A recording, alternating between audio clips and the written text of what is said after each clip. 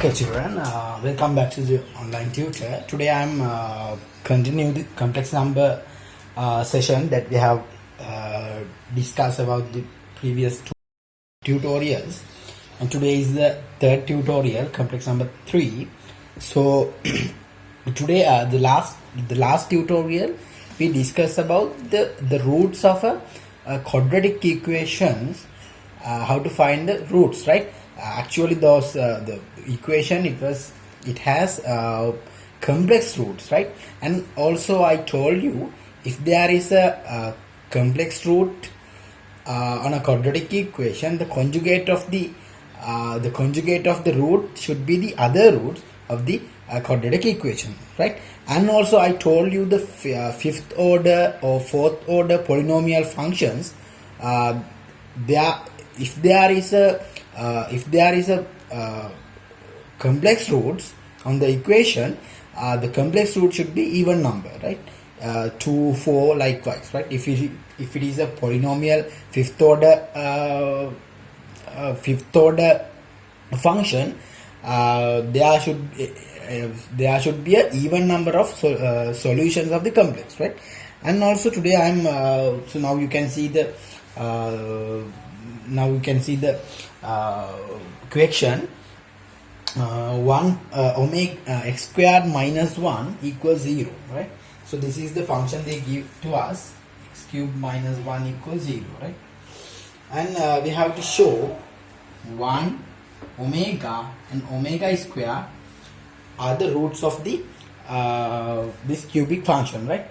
1 omega square. What is omega, right? Don't need to afraid, because you know x cubed minus 1, we can divide it into the x minus 1 x squared plus 6 plus 1, right? So already we have x equal 1, right? So others should be the roots of the quadratic.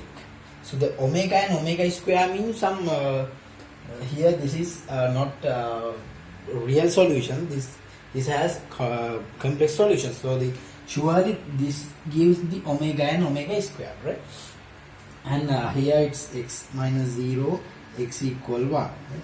And this part, x squared plus 6 plus 1, I'm going to complete square, which is 0, and x plus half, the square equal minus 3 over 4, right? X plus half whole thing is square minus 3 by 4, right? The square root minus 3 means root 3i plus or minus root 3i over 2, right? Because minus 1 root mean I, no? So therefore, okay, the solutions are x equal 1, x equal root 3i minus 1 over 2 minus root 3 minus over 2, right? So here we have to show omega and omega square are the other two roots, right? I am just assume omega as root 3i minus 1 over 2 when omega squared equal whole thing is square. Here it's 3i squared, the product is minus root 3i and plus 1 over 4. 3i squared means minus 3 and plus 1 minus 2, and here it's minus 2 root 3i divided by 4, which is minus 1 minus root 3. This is omega square, right? Therefore you can see this is our omega square. Once you assume this as omega, the other one should be omega square. We prove it, right? Therefore, conclusion is, therefore 1 omega square are the roots of x square cube minus 1 equals 0. This is our final conclusion about that, the first part. Okay, the first row number is, you have to show omega cube equal 1, right? How to prove this? So you know omega is a root of this quadratic cubic function, right? Therefore omega is a factor of x cube minus 1, right? Therefore omega cube minus 1 equal the second round number omega plus omega squared equal to 0. LHS. I'm just writing this one, right? Omega square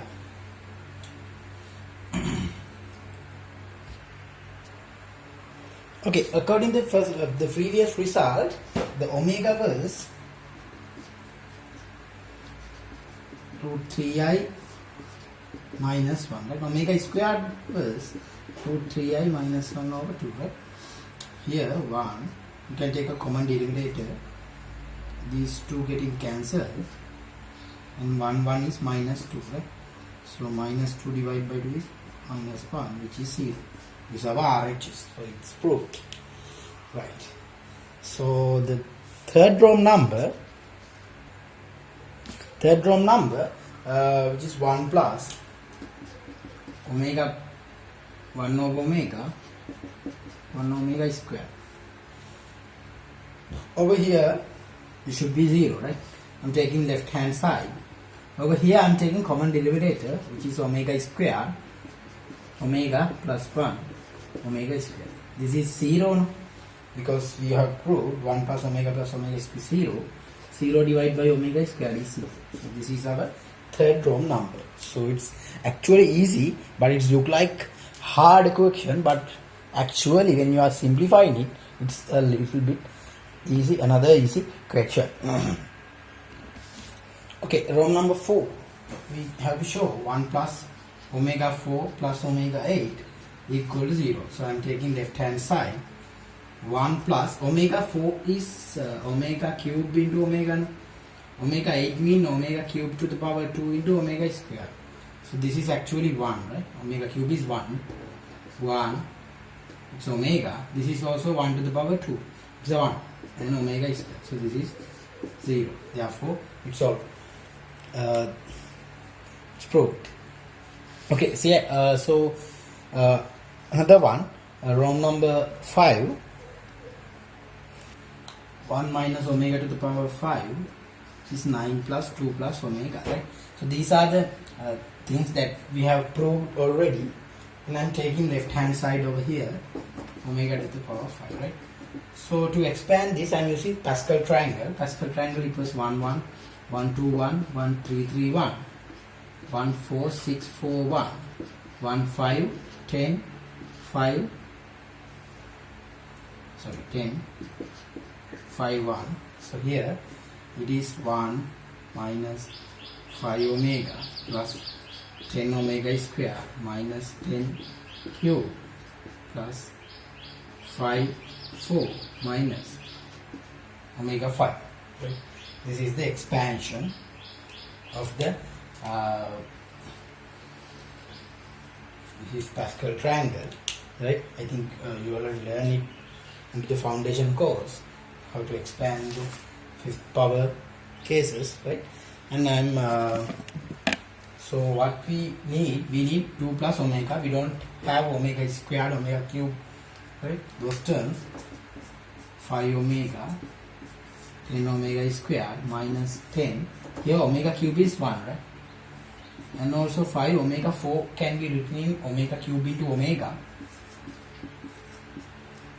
Omega cube into omega square, right? So this is 1 5 omega 10 omega square is 10. Here is 5 omega minus omega square. These two getting cancelled. 1 minus 10 is minus 9. Minus 9. Here it's plus 9 square, right? So 9 omega squared mean here minus 1 minus omega. This is minus 10 minus omega, right? Minus 10 minus omega Actually I forget about 9. Sorry. Minus 9 minus 9 minus 9 omega. So the answer is minus 18 minus 9 omega. So 9 taken, minus 9 can be taken out. 2 plus omega. 2 plus omega. Right here it's 9. So this is the final answer of that question. So what we did, we have expanded. That's the only thing, and we use the previous results as well. Okay, okay, children. Now I am going to discuss another theory part, which is modulus of a complex number. Modulus of a complex number. Actually, the modulus means the magnitude value, the value of the complex number, right? So the modulus symbol is this one, z. Right? Assume z as x plus iy. Right? The modulus means x plus iy modulus. Right? So the modulus is square root of the coefficient of the real z, the square of the real z plus the square of the imaginary z. So this is actually x square plus y square square root. So this is the magnitude value of the complex number, which is called the modulus of a complex number. This is the modulus of a complex number. So under the modulus of a complex number, we have a few theorems to understand, right? So one by one, let's see what are these theorems. Okay, the first theorem is always modulus z is greater than or equal 0, right? Greater than or equal 0. Second theorem, modulus z square equal to z into z bar. Here the bar means the conjugate. The product of the original one and the conjugate is directly equal to the modulus square. Third theorem, which is z1 z2 modulus equal z1 modulus z2 modulus, right? This is another theorem, right? The fourth theorem, the division of z1 over z2, right? But here z2 cannot be 0, otherwise it gives infinity, right? That's the reason. So z2 cannot be 0, but z1 can be 0, right? So this is the another few theorems about modulus of a complex number, right? Okay. So today I am going to prove only first two theorems, right? Third and fourth are not going to discuss today, but the first two I will explain the proof. Okay, so how to prove the first one? So you know z is I'm assuming x plus iy, right? The modulus z is x squared plus y squared square root, right? So if x, y both equal 0, then z will be 0, right? Z 0 means the modulus also 0, right? But right, otherwise z is modulus is greater than 0, right? Comparing these two, z is always greater than 0. This is only happening when the x, y both are 0. If and only x and y 0, the complex number is 0. The complex number 0 means the modulus is also 0. So this is the first theorem proof, right? What about the second theorem? Z into z bar. Z into z bar. So this is x plus iy. Z bar means x minus iy. This is x square. This is difference between two square roots. Iy whole thing is square. x squared plus here minus y squared, this is plus y squared, this is square root, whole thing is square. This is the proof of the second theorem, right? So the conjugate and the main complex number product is directly equal to the modulus square. So this is the second theorem, right? Okay, so and please don't forget these four theorems, right? So the last two normally they are not asking the proof, but in this tutorial I'm not going to prove that, but you have to memorize all four theorems about the modulus. Okay, let's discuss example of the previous theory, right? So find 3 plus 4y, or the complete modulus of 3 plus 4y over 5 plus 2y, right? So actually, according to the fourth theorem, we can write it like 3 plus 4y modulus divided by 5 plus 12y modulus. This is 3 square, 4 square, square root. This is 5 square, 12 square, square root. 3 square means 9, 16, 25, which is 5. 25, 144, it's 169. 169 means 30. This is the final answer of the modulus. Okay, let's discuss about the second example. Here, this is the product of two complex numbers. We need the modulus, right? So according to the third theorem, we can derive it into 3 plus 4y modulus 1 plus root 3i modulus. 3 plus 4y means square root of 3 square 4 square. This is 1 square plus root 3 whole thing square. This is 5. 3 plus 1, it's 4. 4 means 2. The answer is 10. So this is the answer of the second example.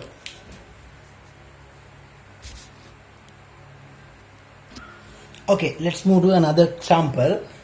If a plus ib equal 1 over x plus iy, show that a squared plus b squared into x squared plus y squared equal to 1.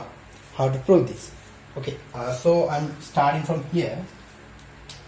A plus ib 1 over x plus iy, x plus iy, right? So I'm taking modulus of both sides. A plus ib equal 1 x plus iy, right? So here the modulus of the whole thing can be written in modulus of 1 modulus of x plus iy, right? So modulus of 1 is 1. Here it's a plus ib equal to 1 over x plus iy. So this is now can be written in modulus of a plus ib, modulus of x plus iy equal to 1. So what is this? A plus ib. A plus ib means square root of a squared b squared. X plus iy means square root of x squared y squared, which is 1, right? Now I am going to square both sides. Square. This is square means a squared plus b squared appear. Square means x squared plus y squared is appear equal to 1. So this is the final answer, and that is what we need exactly. Okay, so these are the examples of the modulus of a complex number. Okay, so let's discuss the next example. Root 3 plus 1 to the power 100 equal 2 to the power 99 a plus ib. Then show that a squared plus b squared equal to 4. Right. So now again I'm starting from this part.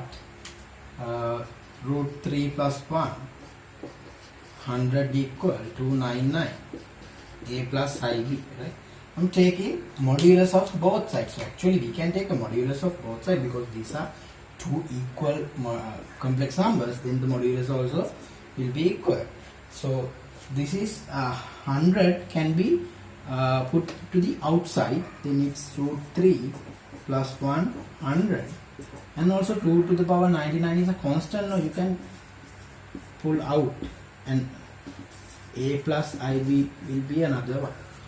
This is root 3, actually this is I, right? Root 3i, root 3i, this is the modulus, mean 3 plus 1 square root to the power 100, here 2 to the power 99, this is a squared plus b squared, right? So this is 4, square root 4 means 2 to the power 100 equal to the power 99, a squared b squared, right? 2 to the power 99 is cancelled with the 100, then it's 2 equal square root a squared b squared. This is 4 equal a squared plus b squared. So this is the answer of the question. So I think this is actually easy, right? Comparing with the other theorems, this is actually easy. These are the operations, these are the questions of the modulus. Okay, according to the complex number, we have two separate parts.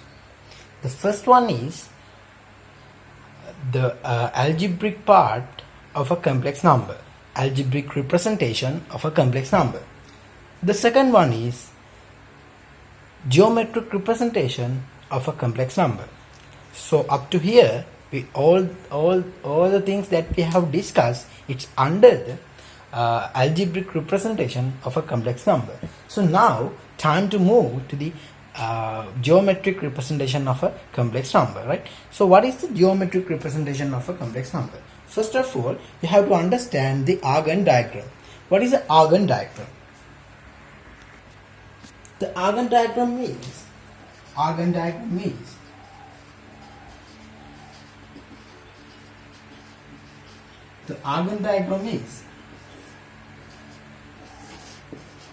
x-axis, y-axis. Actually, x-axis is known as real Z. The y-axis is known as imaginary Z, right? So the the Cartesian coordinate plane is another representation of a straight line and a circle, and also the vector space is another representation method of a vectors, right? And also the Argand diagram is the representation of a complex number, right? So likewise we have so many planes, right? So the Argand plane is the plane that we are using to represent our complex numbers, right? Those are the planes that we have learned up to now, right? So today we are discussing about Argand diagram, right? The Argand diagram, consider the xy plane, then we represent the complex number z as x plus iy by the point whose coordinates are xy, right? So here I am taking a point xy, right? xy as a point P, right? This is x, this is y, right? So this is x, and the angle also I measured as theta. So normally this should be a anti-clockwise angle relative to the OX axis, So the angle is theta, and also this distance will be x squared plus y squared. So OP equals square root of x squared y squared. So angle is theta. So what is a complex the angle, right? What is this angle? This angle is tan theta, which is y over x, right? This is y over x.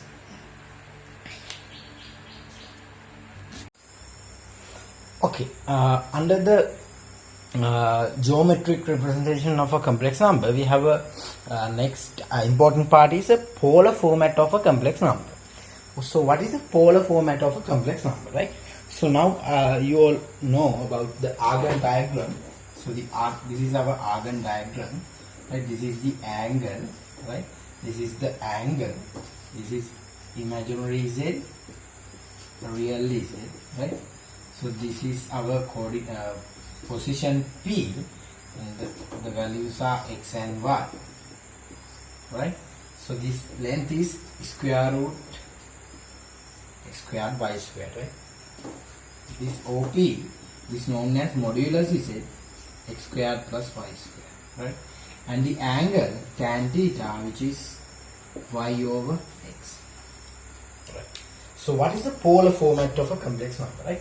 So I am writing this P relative to the origin, always relative to the origin, right? So Z is x plus iy, right? So what you have to do, you have to square the real part and square the imaginary part, the value x squared and y squared. Take squared and y squared is square root out, right? So what is now happening? X squared plus I y x squared plus y squared. So what is this?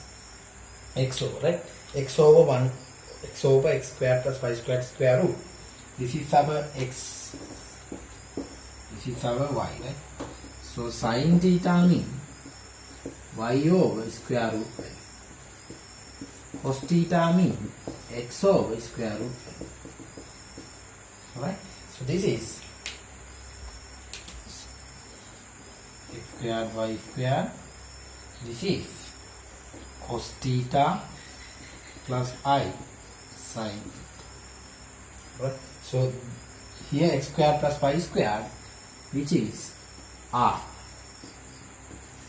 cos theta plus I sin theta.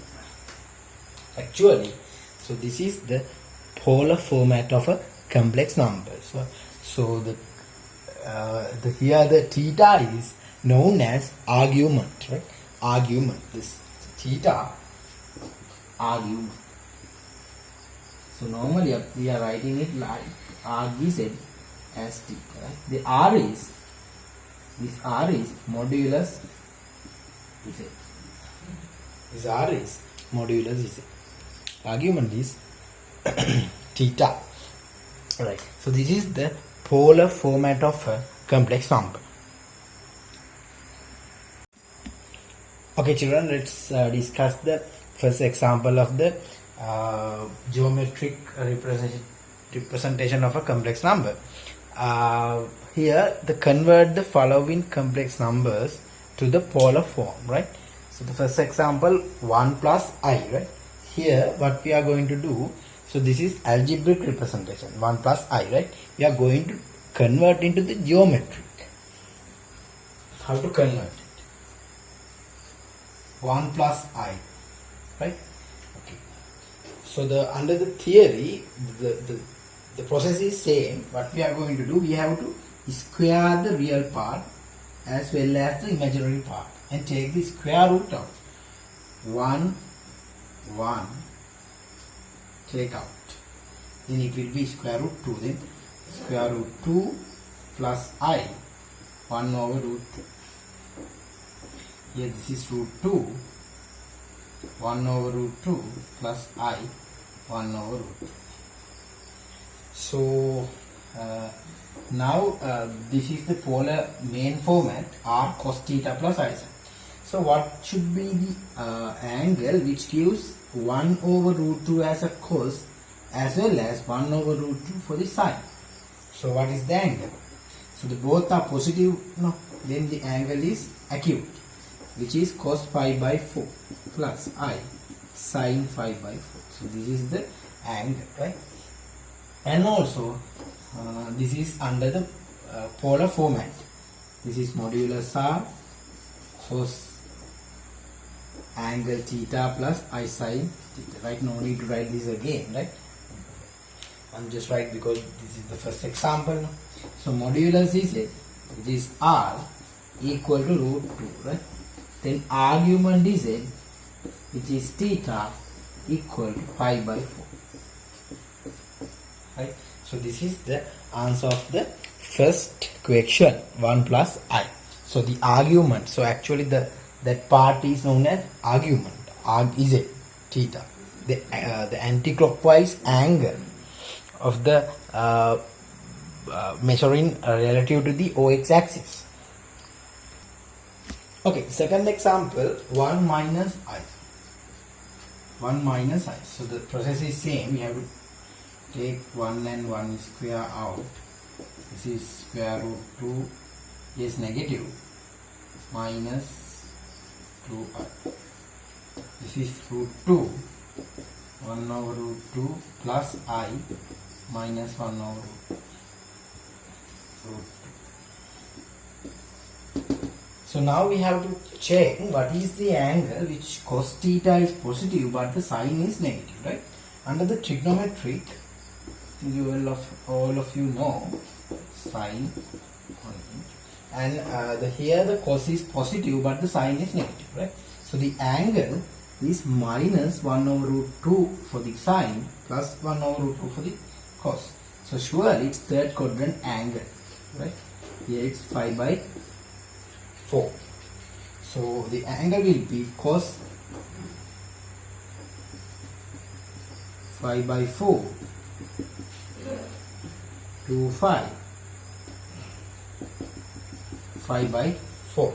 So this is the angle of cos 8 is 7 over 4 plus I sine 7 over 4. So the argument arg is it. This is 7 over 4. Modulus is it, which is 2. So this is the answer of the second question, right? Okay, so the third question, it's minus root 3 plus I. So again I'm taking the square values, the coefficient of root 3 is 3 plus here is 1 square. So it's 4 forming half, minus root 3 over 2 plus I into half. This is forming 2 minus root 3 by 2 plus half I, right? So here our polar coordinates format is r cos theta plus sin theta, r cos theta plus I sin theta, right? And also the trigonometric. So here the cos is negative but the sine is positive. Sine is positive means should be first quadrant or second quadrant, but negative, the cos is negative. Here we are in a second quadrant. So then the cos is given root 3 by 2 mean cos 30, but sine, we are in a second quadrant. Then I sine not 30, 180 minus 30, 5 minus 5 by 6. And here cos 5 minus 5 by 6. This is 2 cos 5 over 6 plus I sine 5 over 6. So then the argument n arg z, which is 5 over 6, and the modulus is z, which is 2. This is the final answer, and this is the polar format of the third question. So always what we are going to do, we have to square the value, the real part and imaginary part, and take the addition of the square root, right? And make the polar coordinate format, right? Okay. Okay, thank you very much all of you for being with us, and I will catch you later with the complex number 4th tutorial, and have a nice day. Goodbye.